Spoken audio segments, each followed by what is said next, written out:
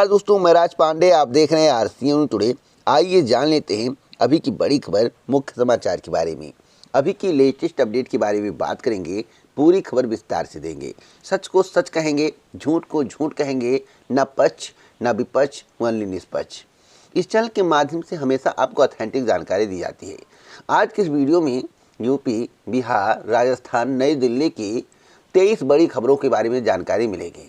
तो वीडियो को पूरा देखिएगा, समझने का प्रयास करिएगा। यह एक न्यूज़ चैनल है। इस चैनल के माध्यम से भर्ती परीक्षाओं से संबंधित, आम जनता से संबंधित राजनीतिक मुद्दों को उजागर किया जाता है। आपको हकीकत से रूबरू कराया जाता है। सही सटीक खबरें आप तक पहुंचाने का प्रयास किया जाता है। वीडियो को लाइक शेयर ज़रूर करें। इसी प्रकार की ऑथेंटिक जानकारी के लिए आप हमें सब्सक्राइब कर सकते हैं।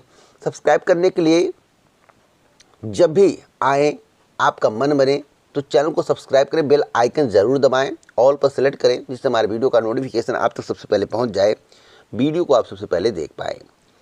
सबसे पहले मैं बात करूंगा एक महत्वपूर्ण खबर के बारे में। स्टेट यूनिवर्सिटी का कन्वोकेशन, आज गवर्नर रहेंगी मौजूद।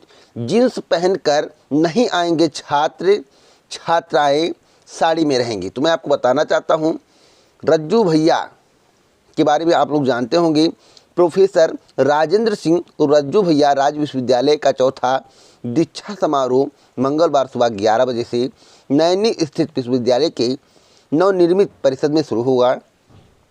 मुख्य अतिथि विश्वविद्यालय अनुदान आयोग के पूर्व चेयरमैन प्रोफेसर धीरेन्द्र पाल सिंघवा, विशिष्ट अतिथि उप मुख्यमंत्री दिनेश शर्मा की मौजूदगी में शैक्षणिक सत्र 2020 से 21 के तहत कुल 132 मेधावियों को पदक दिए जाएंगे। तो अब तक की सबसे बड़ी खबर है, जींस पहनकर नहीं जाना है, छात्राएं साड़ी में रहेंगी, कड़ा निर्देश है। एक और महत्वपूर्ण खबर है राजस्थान की, मैं आपको बताना चाहता हूं।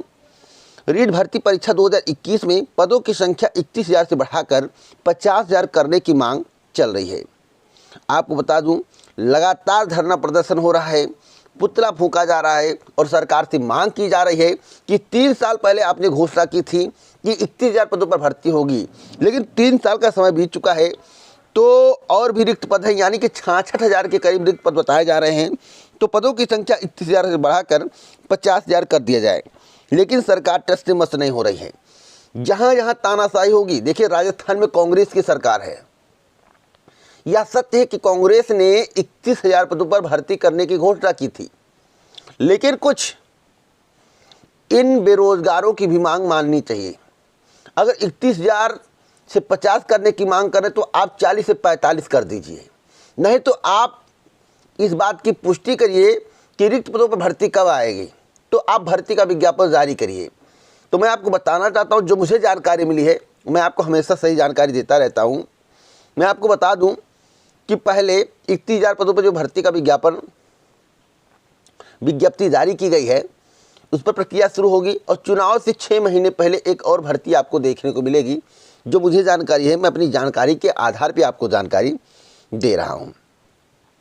अगली अपडेट है, साल 2022 में क्लेट 2 बार आयोजित होगा। अब तक की सबसे बड़ी खबर है, नई दिल्ली की खबर है और यहाँ पर पूरी जानकारी दी गई है कि 31 मार्च तक आवेदन कर सकते हैं। साल 2022 में क्लेट 2 बार आयोजित किया जाएगा। पहला क्लेट 8 मई को ऑफलाइन मोड में आयोजित किया जाएगा। आवेदन करते समय उम्मीदवारों को front facing passport size photo, sign category certificate आज लगाने होंगे। तो अब तक की सबसे बड़ी खबर है। अगली अपडेट है रीट भर्ती परीक्षा को लेकर, जैसा कि मेरे द्वारा अभी आपको बताया गया है कि आंदोलन लगातार चल रहा है। अगर पदों की संख्या नहीं बढ़ाई गई तो बेरोजगारों के द्वारा, प्रतियोगी छात्रों के द्वारा कहा गया है कि उग्र आंदोलन करेंगी। तो अब देखना होगा कि सरकार इनकी मांगों पर क्या कहती है, क्या स्पष्टीकरण देती है। वैसे सरकार को इसके संबंध में स्पष्ट रूप से बताना चाहिए कि पदों की संख्या बढ़ेगी या नहीं बढ़ेगी। अगर नहीं बढ़ेगी तो बता दें, बढ़ेगी तो बता दें। अगर नहीं बढ़ाएंगे तो आंदोलन इस तरह से चलता रहेगा और आंदोलन चलेगा तो सरकार की छवि धूमिल होगी। तो सरकार को अपनी छवि भी देखना चाहिए। कांग्रेस की सरकार अच्छा काम कर रही है, लेकिन बेरोजगारों के हक में अगर काम नहीं होगा तो सबसे बुरी सरकार है, इसको मैं कह दूंगा, क्योंकि मैं बेरोजगारों के हित में बोलता हूँ।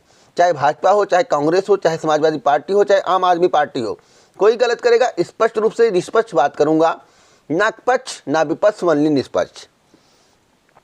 अगली अपडेट है बेरोजगारी को लेकर। मोदी जी कहते हैं देश का विकास हो रहा है। आप देश का विकास देख सकते हैं। देश में बेरोजगारी दर बढ़े, दिसंबर में 7.91% तक पहुंची, शहरी क्षेत्रों में 9%। तो मैं आपको बताना चाहता हूं लगातार देश में बेरोजगारी बढ़ रही है। 2 करोड़ रोजगार का वादा मोदी जी के द्वारा किया गया था, वादा धरा का धरा रह गया। उत्तर प्रदेश के मुख्यमंत्री जी दावा करते हैं, और मैं आपको बता दूं सबसे ज़्यादा बेरोजगारी हरियाणा में है। हरियाणा में किसकी सरकार है भली भांति आपको मालूम होगा। जहां जहां गठबंधन की सरकार है वहां पर बेरोजगारी दर कम है, और जहां जहां पूर्ण बहुमत की सरकार है वहां बेरोजगारी दर अधिक है। यानी कि कांग्रेस के शासनकाल में इस तरह से बेरोजगारी नहीं थी, लेकिन हाँ राजस्थान की स्थिति बदतर है। अगर मैं आपको बता दूं राजस्थान तो बेरोजगारी की श्रेणी में, बेरोजगारी के रैंक में दूसरे स्थान पर है, और मैं आपको बता दूं चौथे स्थान पर बिहार है, और पहले स्थान पर आपका हरियाणा है। तो हरियाणा में बेरोजगारी इतनी क्यों बढ़ रही है? तो हरियाणा के लोगों से पूछिए कि वहाँ की क्या स्थिति है। फिलहाल भाजपा का शासन है, भाजपा जिस तरह से वर्क वहाँ पर कर रही है, आउटसोर्सिंग पर भर्तियाँ कर रही है, प्राइवेट सेक्टर में झोंक रही है सारी भर्तियाँ। तो मैं आपको बताना चाहता हूँ इसी की वजह से लगातार बेरोजगारी बढ़ रही है। खाने का कम, दिखाने का ज़्यादा काम हो रहा है। तो यहाँ पर साफ साफ लिखा हुआ है कि कोरोना की तीसरी लहर के बीच देश में बेरोजगारी फिर बढ़ने लगी है। Private think tank centre for monitoring India economy की रिपोर्ट के अनुसार दिसंबर में बेरोजगारी दर 7.9 रही, जो नवंबर में 7 के मुकाबले ज़्यादा है। तो लगातार बेरोजगारी बढ़ रही है, लोग कतार में लगे हुए हैं। मई में बेरोजगारी दर 11.84 पर पहुंच गई थी, तो कम हुई फिर बढ़ गई। और मैं आपको बता दूं तीसरी लहर की चर्चा होने लगी, कहीं और बेरोजगारी ना बढ़ जाए। तो चुनाव प्रचार के दौरान बेरोजगारी क्यों नहीं बढ़ता, और चुनाव प्रचार जैसे ही समाप्त होता है बेरोजगारी दर बढ़ जाता है। और मैं आपको बता दूं ओमिक्रॉन का खतरा चुनाव में क्यों नहीं होता है। अभी उत्तर प्रदेश के मुख्यमंत्री योगी आदित्यनाथ जी का एक स्टेटमेंट आया है, उसमें उन्होंने कहा है कि घबराने की आवश्यकता नहीं है, वायरल फीवर है। भैया चुनाव प्रचार करना है सबको, तो वायरल फीवर है, अभी चुनाव नहीं होता तो लॉकडाउन लग जाता, बैरियर लगा दिए जाते, रोड पर आना जाना रोक दिया जाता, सब कुछ पाबंदी के साथ काम किया जाता। लेकिन चुनाव प्रचार कैसे प्रचार करेंगे, लोग कैसे बताएंगे? तो आप लोग समझ सकते हैं, मुझे बताने की आवश्यकता नहीं है। अगली अपडेट है कि MBA BTech वाले भी सरकारी शिक्षक बनेंगे। अब तक की सबसे बड़ी खबर है। यहाँ पर लिखा हुआ कि देश में शिक्षकों की ही नहीं बल्कि गुणवत्तापूर्ण शिक्षकों की भी कमी है। कारण है कि देश में बेहतर शिक्षक तैयार करने का कोई मापदंड नहीं है। दिल्ली अब पूरे देश के सामने यह मानक स्थापित करने जा रही है, जिसमें न सिर्फ रेगुलर कोर्स करने वाले बल्कि उच्च शिक्षा प्राप्त जैसे MBA BTech करने वाले छात्र भी 1 साल का विशेष डिप्लोमा करके शिक्षक बन सकते हैं। तो अब तक की सबसे बड़ी खबर ब्रेकिंग न्यूज़ है। यहाँ पर बताया गया है कि 5000 सीटों के लिए 2022 से 23 शैक्षिक सत्र से दाखिले होंगे। 5 करोड़ फंड की व्यवस्था की गई है। 100 करोड़ रुपए सालाना चाहिए। 15 शिक्षकों के पद दिल्ली में भरे जाने हैं। 11 लाख शिक्षकों की कमी देश में है। बताइए, देश में 11 लाख शिक्षकों की कमी है। इतने शिक्षक कम होने के बावजूद भर्ती नहीं की जा रही है। आप सोचिए, उत्तर प्रदेश में शिक्षकों के लाखों पद खाली हैं। उत्तर प्रदेश के प्रशिक्षु धरना प्रदर्शन कर रहे हैं कि 57,000 शिक्षक भर्ती का विज्ञापन जारी हो जाए, लेकिन सरकार टस से मस रही हो रही है। तो सोचिए कि 11 लाख, संख्या कम नहीं होता, 11 लाख शिक्षकों की कमी देश में है। सबसे ज़्यादा यूपी और बिहार में शिक्षकों की कमी है, लेकिन यूपी बिहार की सरकार भर्ती करना नहीं चाहती है। यूपी में बीजेपी, बिहार में बीजेपी। बिहार में घोषणाएं की गई हैं कि 2022 में बम्पर भर्तियां होंगी। मैंने आपको एक चार्ट दिखाया था जिसमें बताया गया था मेरे द्वारा कि कौन कौन सी भर्तियां 2022 में होने वाली हैं, क्योंकि वहां पर JDU के साथ बीजेपी है। लेकिन उत्तर प्रदेश में पूर्ण बहुमत है, मतलब प्रचंड बहुमत है। इसे पूर्ण नहीं, प्रचंड बहुमत कहेंगे। प्रचंड बहुमत है, 300 से ज़्यादा सीटें हैं तो प्रचंड बहुमत है। जब प्रचंड बहुमत होता है और विपक्ष कमज़ोर होता है तो सरकार किसी की बातें नहीं सुनती है। जहाँ तक मेरी जानकारी है, मैं अपनी जानकारी के आधार पर आपको बता रहा हूँ। आज जो दर दर की ठोकरें खा रहे हैं, धरना प्रदर्शन कर रहे हैं, आप पर लाठियाँ बरसाई जा रही हैं। अगर विपक्ष मजबूत होता, विपक्ष की संख्या अधिक होती, प्रचंड बहुमत नहीं होता, 230, 205, 204 सीटें होती, तो आपकी बातें सुनी जाती, या गठबंधन की सरकार होती, तो इस तरह से वर्क जो है सरकार के द्वारा नहीं किया जाता और आपकी बातें बैठाकर आराम से सुनी जाती। सत्यता मैं बता रहा हूँ, ईमानदारी से मैं आपको बता रहा हूँ।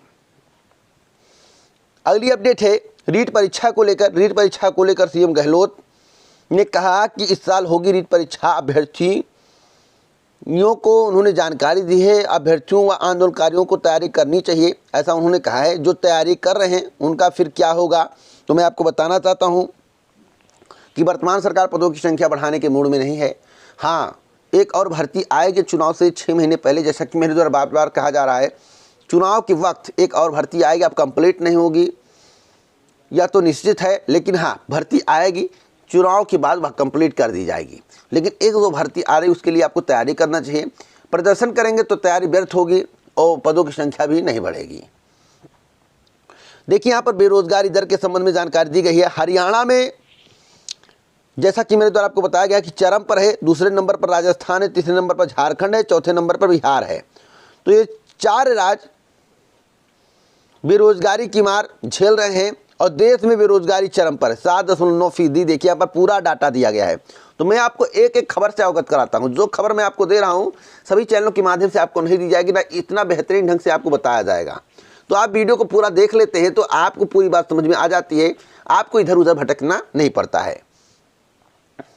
अगली अपडेट है, ओलंपियन ललित ने ठुकराया सरकार की नौकरी का ऑफर। लोग कहते हैं कि वर्तमान सरकार में ब्राह्मणों की इज्जत रही है और सभी पार्टियां जो है ब्राह्मणों को साधने का प्रयास कर रही हैं। इज्जत क्यों नहीं है और ललित क्या हैं? देखिए यहाँ पर लिखा हुआ है कि ललित कुमार उपाध्याय हैं। और मैं आपको बता दूं, टोक्यो ओलंपिक में देश के लिए पदक जीतने वाले ओलंपियन यहाँ की खिलाड़ी ललित कुमार उपाध्याय ने प्रदेश सरकार की ओर से पुलिस विभाग में ओएसडी की नौकरी का ऑफर ठुकरा दिया। क्यों ठुकरा दिया, आप इसके बारे में सोचिए। अन्य प्रदेशों में खिलाड़ियों को बहुत सारी सुविधाएं दी जा रही हैं, लेकिन उत्तर प्रदेश में या बीजेपी शासित राज्य में खिलाड़ियों को उतनी सुविधा क्यों नहीं मिल रही है? देखिए, पैसा देने सब कुछ नहीं होता, मान सम्मान एक अलग जगह है। इन्होंने नौकरी को क्यों ठुकराया? इन्होंने बताया है कि ललित का कहना है कि प्रदेश सरकार की ओर से दी गई नौकरी के लिए नियम और शर्तें अजीबोगरीब हैं। बता दें कि प्रधानमंत्री ने मेरठ में स्पोर्ट्स यूनिवर्सिटी के शिलान्यास के दौरान ललित उपाध्याय से भी बातचीत की थी और काशी का हालचाल लिया था। इन्होंने बताया है, यानी कि ललित कुमार उपाध्याय ने बताया है कि 24 दिसंबर को जब बांग्लादेश के दौरे से लौट रहे थे, उसी दौरान उन्हें फ़ोन आया कि आप कब तक ज्वाइन करने आ रहे हैं। इसके बाद मैं लखनऊ गया, मैंने ओएसडी के जॉब प्रोफाइल के बारे में पता किया। बताया गया कि ओएसडी की इस नौकरी में ना तो मुझे प्रमोशन मिलेगा और ना ही पुलिस की यूनिफॉर्म। तो ऐसी नौकरी का क्या मतलब? नौकरी के लिए शासन की ओर से भेजे गए पत्र में पद को भी अस्थायी बताया गया है, परमानेंट नहीं, सीधी भर्ती, अस्थायी। आप समझ सकते हैं अस्थायी मतलब क्या होता है। इसलिए इन्होंने उसे ज्वाइन करने से इनकार कर दिया। और मैं आपको बता दूं, विभागीय अधिकारियों से जब इन्होंने बात किया तो पुलिस विभाग में पुलिस के समकक्ष नौकरी है। विभाग के अधिकारियों ने बताया, मैंने अधिकारियों से कहा, यानी कि ललित कुमार ने कहा कि मैं यह पद स्वीकार नहीं कर सकता। अगर नौकरी देनी है तो मुझे सीधी भर्ती दें या फिर स्पोर्ट में नौकरी दे दें। मैं प्रदेश में अपने लोगों की सेवा करने के लिए नौकरी करना चाहता हूं। अभी मैं बीपीसीएल में मैनेजर के पद पर नौकरी कर रहा हूं। ओलंपिक में खेलने के बाद दूसरे प्रदेशों के खिलाड़ियों को ढेर सारी सुविधाएं और नौकरी दी गई हैं, लेकिन अपने प्रदेश में ऐसा नहीं हो रहा है। तो आप सोच सकते हैं कितनी इज्जत है खिलाड़ियों की। एक नौकरी नहीं दे सकते, एक सीधी भर्ती नहीं दे सकते, जो ओलंपिक जीत के आया है। अब मुझे बताने की आवश्यकता नहीं, आप समझदार हैं। उपाध्याय जी ने नौकरी को क्यों ठुकराया, क्या व्यवस्थाएं हैं, आप सोच सकते हैं। अगली अपडेट है शिक्षक भर्ती को लेकर।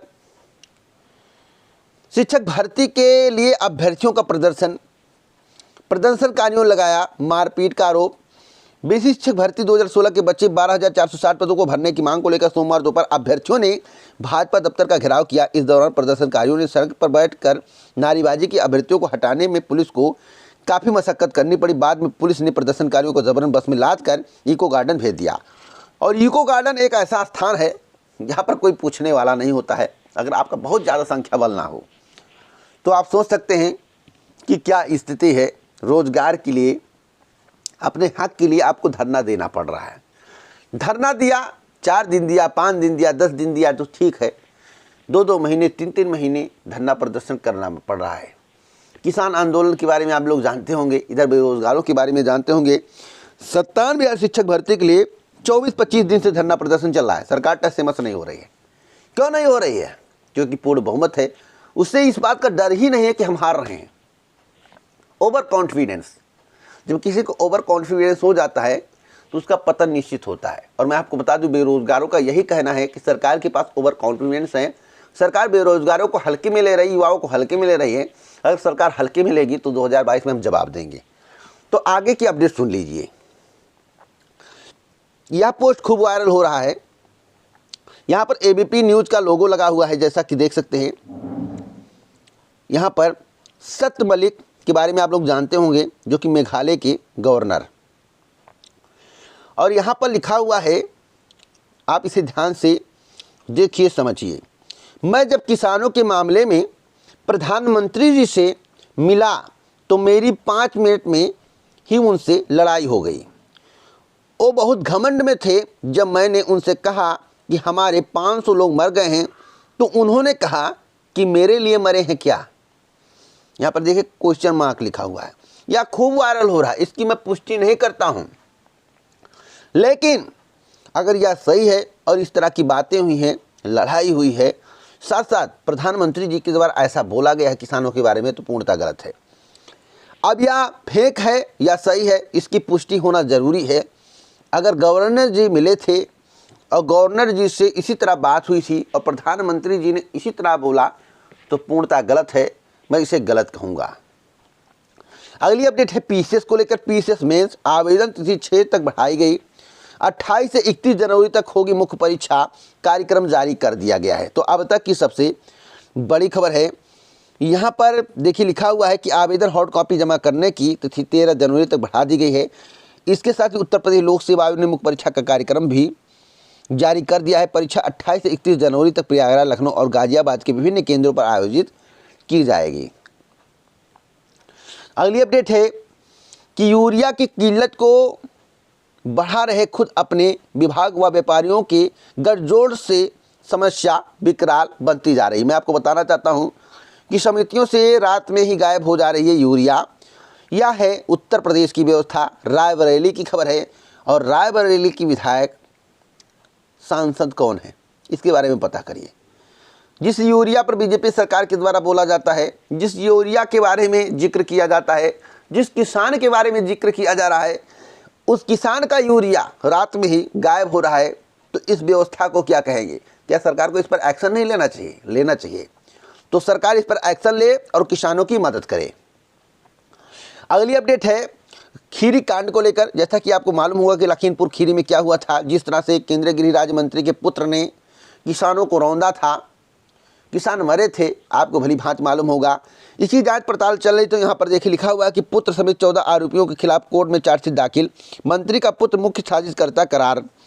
तो अब तक की सबसे बड़ी खबर है 302 के भी धाराएं लगाई गई हैं। 89 दिन बाद घटना के दाखिल की गई चार्जशीट। 10 जनवरी को होगी मामले की अगली सुनवाई। 3 अक्टूबर को दर्ज हुई थी एफआईआर। तो अब तक की सबसे बड़ी खबर है। अगली अपडेट है यूपी बोर्ड परीक्षा को लेकर। परीक्षा केंद्रों की सूची 24 तक। यूपी बोर्ड की हाई स्कूल और इंटरमीडिएट परीक्षा के केंद्रों की अंतिम सूची 24 जनवरी को बोर्ड की वेबसाइट पर जारी होगी। जिला विद्यालय निरीक्षक को प्रधानाचार्यों से प्राप्त आपत्तियों का परीक्षण कर उनका निस्तारण करते हुए केंद्रों की सूची बोर्ड की वेबसाइट पर सोमवार तक अपलोड करने को कहा गया है। अगली अपडेट है सपा के घोषणा पत्र में युवाओं व रोजगारों पर होगा फोकस। अब तक की सबसे बड़ी खबर है। वर्तमान सरकार तो सरकारी नौकरी और बेरोजगारी पर बोलने को तैयार नहीं है। जैसे लग रहा कि करोड़ों रोजगार दे दिया गया है, लाखों नौकरियां दे दी गई हैं। उत्तर प्रदेश में पद रिक्त नहीं है, लेकिन कोई भी पार्टी अगर आपके हक में बोले, आपके लिए बोले, तो बहुत ही अच्छी बात है। अगर भाजपा सरकार के द्वारा बता दिया जाए कि आपने पिछली कितनी नौकरियां दी हैं, किस किस विभाग में आपने ज्वाइन करवाया है, यूपी SSSC का क्या हाल है और अन्य बोर्ड आयोग का क्या हाल है, आगे आप कितनी नौकरियां देंगे, तो आप लोगों को सपोर्ट करना चाहिए। लेकिन जो सरकारी नौकरी के बारे में बोलने को तैयार ना हो, बेरोजगारों के बारे में बोलने को तैयार ना हो, उसके बारे में आप क्या सोचेंगे? मैं आपको बताना चाहता हूं, जो बेरोजगारी की बात करेगा, बेरोजगारी को दूर करने की बात करेगा, रोजगार की बात करेगा, सरकारी नौकरी की बात करेगा, डेवलपमेंट की बात करेगा, युवाओं को किस तरह से आगे बढ़ाया जाएगा उसकी बात करेगा, जो आपके लिए स्टेडियम बनवाएगा, जो आपके लिए रोड बनवाएगा, जो विकास की बात करेगा, आपका समर्थन उसी को रहेगा, ऐसा आप लोग कहते हैं। तो मैं आपको बता दूं, कोई भी पार्टी हो, भाजपा सरकार में अगर युवाओं के प्रति सोचा जाएगा, सरकारी नौकरी की बात की जाएगी, तो उस पर सभी का ध्यान जाएगा और भाजपा को पुनः सत्ता में आने से कोई नहीं रोक सकता। लेकिन भाजपा कुछ नकल करती है तो उसमें भी सक्सेस नहीं हो पाती। कैसे? भाजपा के द्वारा स्मार्टफोन दिया गया, टैबलेट दिया गया, लेकिन आप लोग थोड़ा स्मार्टफोन में व्हाट्सएप जो है डाउनलोड करके दिखाइए। अगर कोई व्हाट्सएप डाउनलोड करके दिखा दे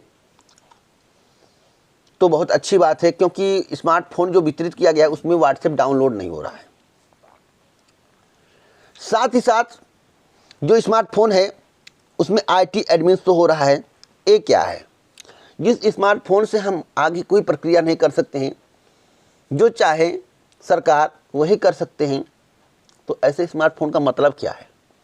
क्या अखिलेश यादव के द्वारा जो टैबलेट वितरित किया गया था, क्या उसमें आप यूट्यूब नहीं चला सकते थे? क्या उसमें आप व्हाट्सएप नहीं चला सकते थे? क्या उसमें आप कोई वर्क नहीं कर सकते थे? क्या जो प्रक्रियाएं उसमें कर सकते थे, क्या जो वर्तमान में वितरित किया गया स्मार्टफोन है उसमें सारी प्रक्रियाएं कर सकते हैं? कर सकते हैं तो कैसे कर सकते हैं, इसके बारे में अगर आपको जानकारी हो तो कृपया कर कमेंट बॉक्स में बताएं। आपकी राय हमारे लिए महत्वपूर्ण है। साथ साथ IT एडमिन जो शो कर रहा है, इसका मतलब क्या है, इसके बारे में भी बताना चाहिए, सरकार को बताना चाहिए IT एडमिन क्या है और व्हाट्सएप को कैसे अपलोड करें, प्ले स्टोर से कैसे हम किसी ऐप को डाउनलोड करें, इसके बारे में सरकार को बताना चाहिए। यहाँ पर देखिए लिखा हुआ है कि समाजवादी पार्टी के अध्यक्ष अखिलेश यादव ने कहा कि सपा अपने घोषणा पत्र में युवाओं और रोजगार पर विशेष फोकस करेगी। BEd, BPEd, TET सहित तमाम पढ़े लिखे नौजवानों को बड़े पैमाने पर सपा नौकरी देगी।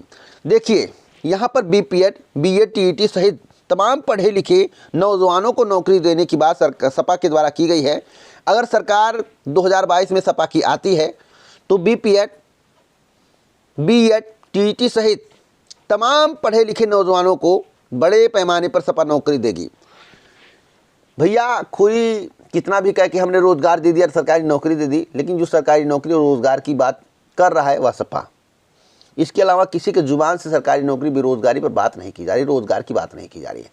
कोई एक स्टेटमेंट दिखाइए जिसमें सरकारी नौकरी की बात की जा रही हो। पिछली सरकार की कमियों को गिनाया जा रहा है, उससे पहले कमियों को गिनाया जा रहा है। सपा बसपा से ज़्यादा नौकरी की बात की जा रही है, लेकिन नौकरी कहाँ कहाँ मिली इसका कोई भी आंकड़ा नहीं है। कितनी भर्ती कंप्लीट हुई इसका कोई भी आंकड़ा नहीं है। और जब पुनः सत्ता में बीजेपी आती है तो आपको कितनी नौकरी देगी, किस विभाग में देगी, कितने पद रिक्त है, इसके बारे में कोई जिक्र नहीं है। साथ ही साथ अगर सपा की सरकार बनती है तो 300 यूनिट बिजली फ्री मिलेगी। 300 यूनिट बिजली फ्री का वादा किया गया है और जो पिछले घोषणा पत्र में सपा के द्वारा कहा गया था सब किया गया है। आप घोषणा पत्र उठाकर देख सकते हैं। मायावती जी के द्वारा जो कहा गया वह सब किया गया था, उस घोषणा पत्र को उठाकर देख सकते हैं। और बीजेपी के घोषणा पत्र को उठाकर देख लीजिए, 2017 में जो जिक्र किया गया था, जो वादा किया गया था, कितना पूरा हुआ है आप कमेंट बॉक्स में जरूर बताइएगा। साथ ही साथ किसानों के लिए बहुत बड़ा ऐलान किया गया है। समाजवादी सरकार बनने के बाद किसानों के लिए बहुत बड़ा तोहफा है। किसान आंदोलन में मारे गए किसानों को 25-25 लाख रुपए आर्थिक मदद दी जाएगी, ऐसा समाजवादी पार्टी का कहना है। तो किसानों के बारे में भी समाजवादी पार्टी सोच रही है। अगर अच्छे काम के लिए होते तो बिजली की कमी नहीं होती, अगर ध्यान दिया होता तो पावर प्लांट जल्दी तैयार हो जाते। तो मैं आपको बता दूं कि समाजवादी सरकार में प्रदेश में आधे अधूरे पड़े बिजली घरों को पूरा कर 300 यूनिट मुफ्त बिजली देने का अपना वादा पूरा करेगी। अब भाजपा कहती है बिजली कैसे देंगे? भैया आप नहीं दे सकते तो कोई नहीं दे सकता। आप तेल वितरित कर सकते हैं, आप चना दे सकते हैं, आप नमक दे सकते हैं, आप फ्री अनाज दे सकते हैं, तो कोई नहीं दे सकता। दिल्ली में कैसे बिजली मिल रहा है फ्री? जब आप मंत्रियों को 4000 यूनिट बिजली फ्री, 3000 यूनिट बिजली फ्री दे सकते हैं, तो क्या आम जनता को नहीं मिल सकता? गरीबों को नहीं मिल सकता? क्या वे बिजली का उपयोग करने का हकदार नहीं है? तो जो घोषणाएं की गई हैं बहुत अच्छी हैं और आम जन के लिए हैं। अगली अपडेट है तदर्थ शिक्षकों को लेकर। तदर्थ शिक्षकों को नियमित के लिए रास्ता निकालने में जुटी है सरकार। प्रदेश के अशासकीय सहायता प्राप्त माध्यमिक कॉलेजों में कार्यरत तदर्थ शिक्षकों को नियमित करने का सरकार रास्ता खोजने में जुटी है। इस संबंध में माध्यमिक शिक्षा सेवा चयन बोर्ड से शिक्षा निदेशालय का पत्राचार भी हुआ है। चयन बोर्ड शिक्षकों का समायोजन आदेश जारी करने को लेकर टाल मटोल कर रहा है। तो अब तक की सबसे बड़ी खबर है। अगली अपडेट है एसएससी की। CHSLE 2020 टियर 2 के लिए 45,000 से अधिक सफल हुए कर्मचारी चयन आयोग ने CHSLE यानी कि कंबाइंड हायर सेकेंडरी 10+2 लेवल परीक्षा 2020 के तहत टियर 1 का संशोधित परिणाम सोमवार को जारी कर दिया है। इसमें सफल होने वाले 51 अभ्यर्थियों की संख्या बढ़ गई है। अब टियर 2 की परीक्षा में 45,480 शामिल होंगे। इसमें सामान्य के 8,118, एसएससी के 8,696, एसटी के 3,493। देखिए यहाँ पर एसएससी गलत लिखा हुआ है, एससी होना चाहिए। और ओबीसी के 10,921 सहित अन्य वर्ग के अभ्यर्थी सफलता पाए हुए हैं और इन्हें अब अगली परीक्षा में बैठने का मौका मिलेगा, यानी कि टियर 2 में। अगली अपडेट है कि अप्रैल में ख़त्म हो जाएगी कोरोना की तीसरी लहर। ओमिक्रॉन वेरिएंट की जांच के लिए बढ़ाए लैब। अगली अपडेट है कि आयोग ने 1,237 डॉक्टरों की नियुक्ति की भेजी संस्तुति। असिस्टेंट प्रोफेसर के लिए बड़ी खबर है। आपको बता दें, जो भी भर्तियां उत्तर प्रदेश लोक सेवा आयोग के माध्यम से आती हैं वह निर्धारित समय पर पूरी होती हैं, इसमें कोई शक नहीं है। उत्तर प्रदेश लोक सेवा आयोग कोई भी भर्ती हो समय से उसे पूरा करने का प्रयास करता है। कुछ विलंब होता है लेकिन इतना विलंब नहीं होता है जिससे अभ्यर्थियों को कष्ट हो।